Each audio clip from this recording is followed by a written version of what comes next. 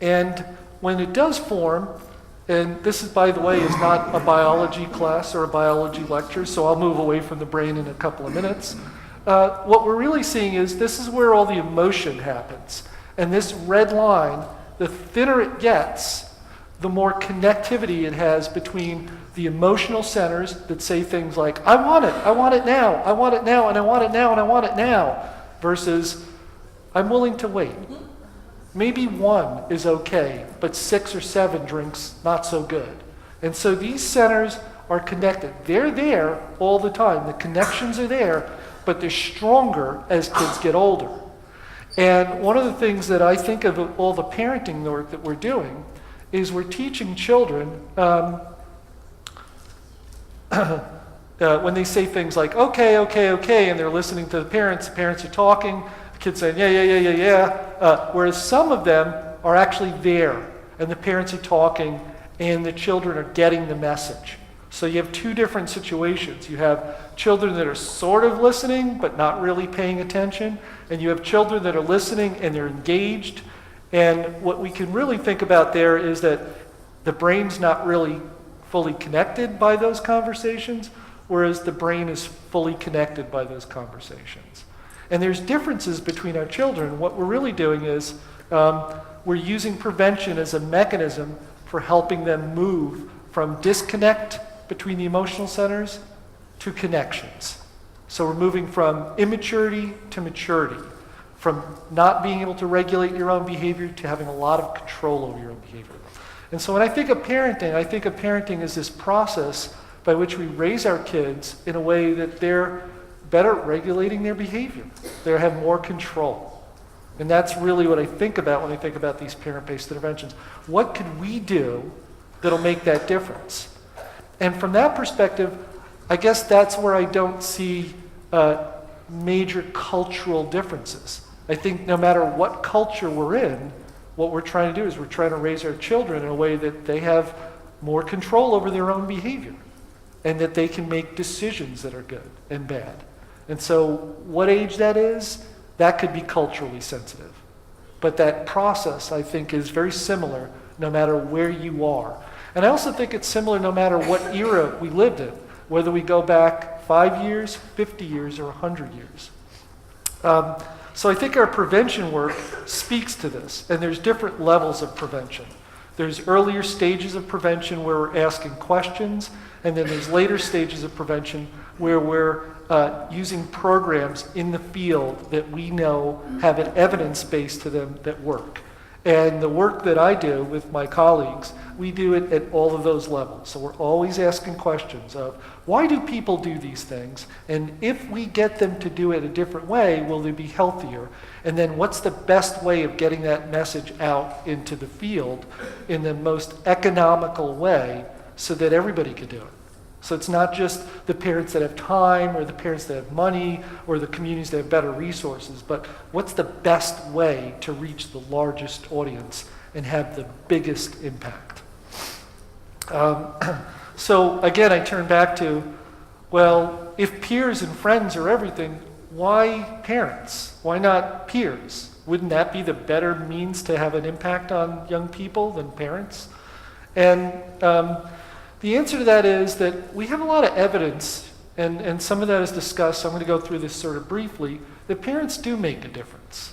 So it's not a matter of, are parents important, but rather, what's the best way to do this? From our alcohol work, we know that, the way that parents behave will have an impact on the way the young people behave. From our work in school, in academic areas, we know that parents are very important in decision making, much more so than their friends would be. We also know that interpersonal conflict, the relationships they have with other people, a lot of times parents will be much more important, say, than friends. And the truth of it is, also we know from just the science, which I'll go over in a little bit, that parents are important in making a difference. So what we know is that friends don't teach their friends self-control. That's not the role that friends play in their lives. Friends are there for social reasons. Parents, on the other hand, their role is to teach these sort of self-regulatory behaviors. And again, I don't think that varies from culture to culture either. friends are friends. They're the people you have a good time with. Parents are the people who try and socialize us into the roles that we have as adults in some ways. So we developed parent intervention materials, and I brought a few of these with me, and this is for the younger age, and these are for older age youth. One of these is our sort of standard version that gets customized, and then this one is from Canada.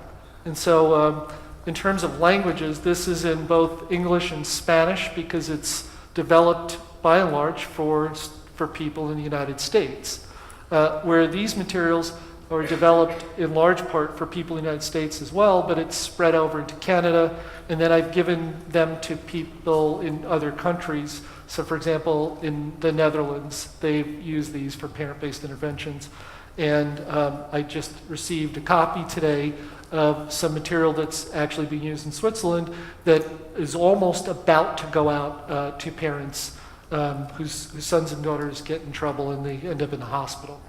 So from that standpoint, we haven't reached the point where we have it translated completely into French and German, but some versions exist, and we're happy to share that work. These materials, I might mention, I'll just hold one up for show and tell. These materials, they're supposed to be low cost, and the way I think of that is that they should be affordable for everybody. So the development of these materials and the distribution to get them in the hands of families should really cost no more than a cup of coffee or a croissant. So that's one of the ways that we should think about the cost.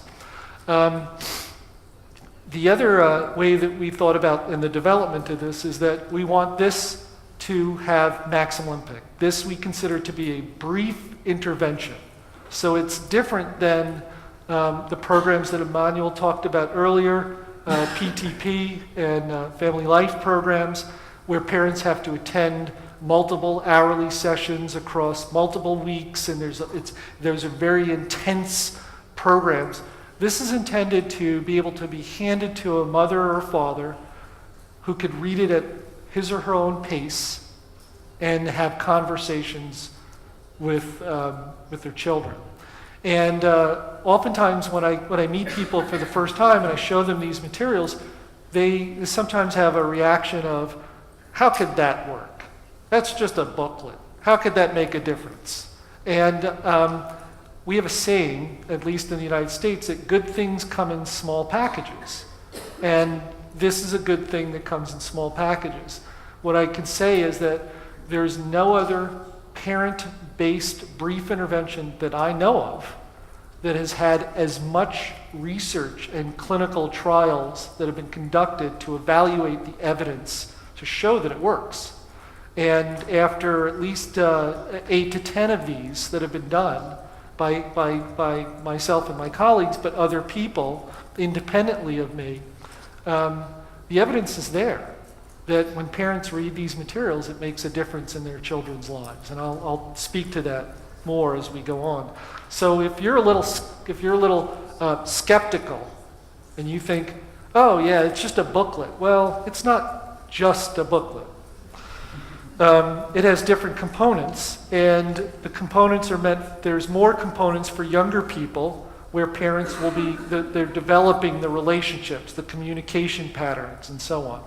And then as the younger people get older, there's fewer components because the idea is that at this point in time, some of this groundwork has already been established.